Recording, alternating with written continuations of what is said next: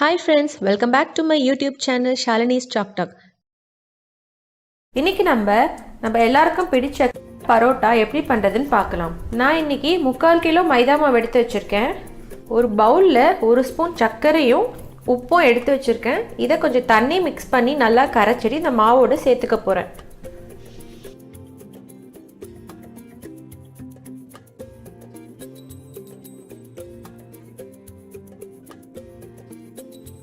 இப்போ இதில் 1/2 ஸ்பூன் வெண்ணெய் சேர்த்துக்கிறேன்.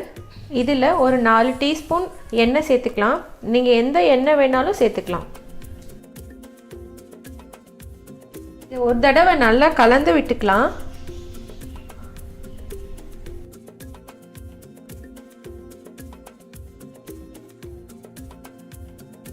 இப்போ இந்த மாவில் கொஞ்சம் கொஞ்சமாக தண்ணி சேர்த்து நம்ம பிசைஞ்சிக்கலாம்.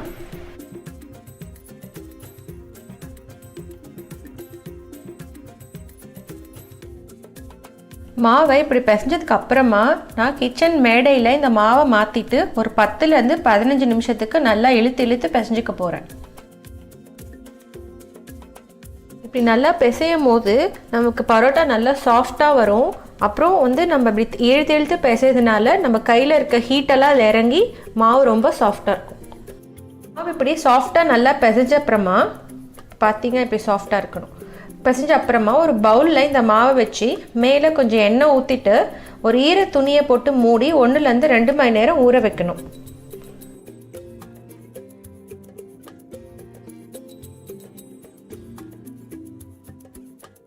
தேவையான அளவு எண்ணெய் ஊற்றி ஊற வச்சுக்கலாம். ஸோ ஒரு 4லேருந்து 5 டேபிள் ஸ்பூன் எண்ணெய் ஊற்றி இந்த மாதிரி மிதக்கிற அளவு ஊற வைக்கணும்.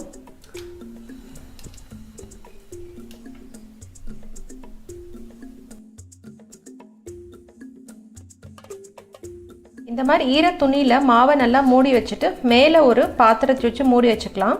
அப்போ இந்த மாவு கொஞ்சம் காயாமல் இருக்கும். இப்போ நம்ம பரோட்டா மாவை 2 மணி நேரம் நல்லா ஊற வச்சாச்சு. இப்போ அது எப்படி இருக்குன்னு நம்ம திறந்து பார்க்கலாம்.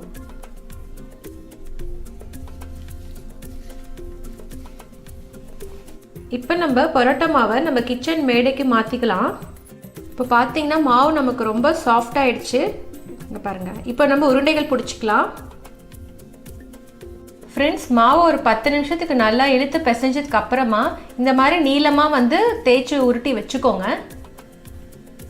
நம்ம உருண்டைகள் இதில் போடலாம். இப்படி எடுத்துகிட்டு நம்ம கையில் இப்படி பண்ணோன்னா ஸோ உருண்டைகள்லாம் நல்லா உடையாமல் நல்லா வரும். ஸோ உருண்டைகள் இப்படி பிடிச்சிருக்கோம். நான் இப்போ 3/4 கிலோ மாவு எடுத்தேன். ஸோ அதான் எனக்கு 10 பரோட்டா உருண்டைகள் வந்திருக்கு. உருண்டைகள் எல்லாம் நான் ஒரு பாத்திரத்தில் மாற்றிட்டு ஒரு 5 நிமிஷத்துக்கு ஊற வச்சுக்க போகிறேன் எண்ணெய் தடவி. ஸோ உருண்டைகள்லாம் 5 நிமிஷம் ஊறிடுச்சு. இப்போ நம்ம ஒன்றா இதை எடுத்து விரிக்க ஆரம்பிச்சிடலாம்.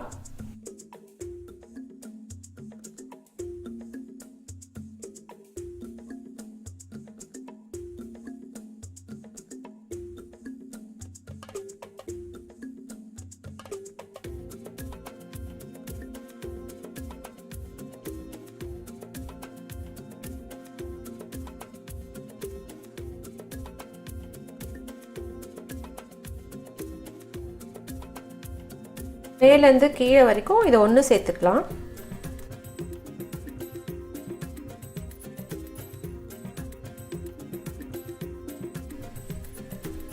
ஸோ ஃப்ரெண்ட்ஸ், நான் இப்போ இந்த மாதிரி ரோல் பண்ண உருண்டையெல்லாம் இப்படி நல்லா தேய்ச்சி வச்சுருக்கேன். இது எப்படி பண்ணுறதுன்னு நான் உங்களுக்கு காமிக்கிறேன். ஸோ இப்போ இதை கீழே வச்சுட்டு நம்ம உள்ளங்கையை வச்சா அது நல்லா அழுத்த போகிறோம். இப்படி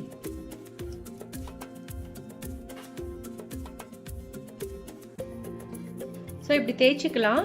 நம்ம சப்பாத்தி கட்டையை வச்சு தேய்க்கணுன்ற அவசியம் இல்லை. இப்படி பண்ணாலே போதும். இப்போ நம்ம அடுப்பில் இது சுட்டு எடுத்துக்கலாம்.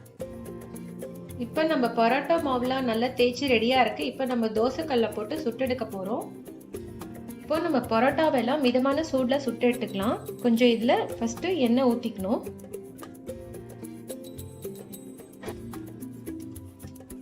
ஸோ இப்போ இந்த மீடியம் ஹீட்டில் வச்சுட்டு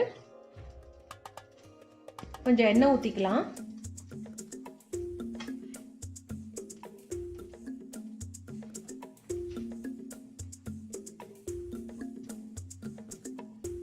அடுப்பு அனல் கண்டிப்பாக மிதமான சூடில் தான் இருக்கணும், அப்போ தான் உள்ளார நல்லா வேகும்.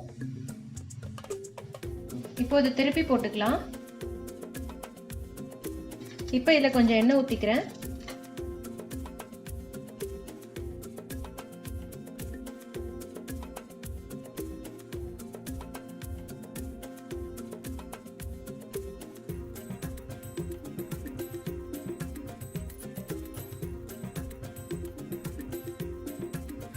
இப்போ நம்ம பரோட்டாவை நல்ல லேயர் வரதுக்காக நல்லா அடிச்சுக்க போகிறோம். நல்ல சூடாக இருக்கும் போதே இப்படி அடிச்சுக்கணும், அப்போ தான் லேயர் நல்லா வரும்.